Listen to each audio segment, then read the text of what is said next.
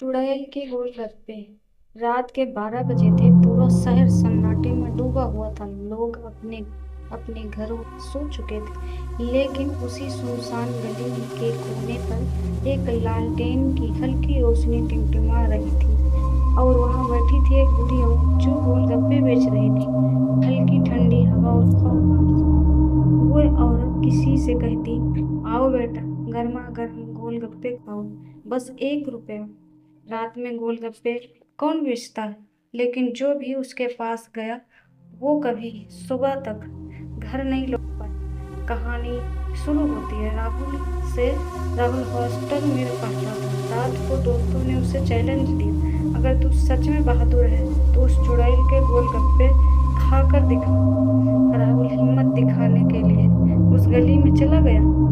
दूर से ही उसे लालटेन की रोशनी दिखाई दी और बोली, आजा बेटा, आज तुझे मेरे गोलगप्पे मुफ्त मुफ्त मिलेंगे।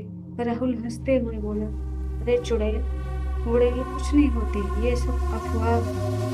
उसने पहला गोलगप्पा खाया, लेकिन जैसे ही उसने खाया उसके कान में किसी औरत की फुसफुसाती आवाज आई, अब तू कभी नहीं बचेगा।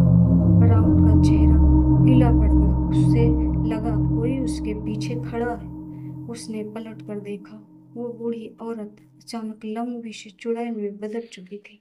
उसके बाल खुले थे, आंखें लाल जल रही थी और उसके दांत नुकीले हो चुके थे।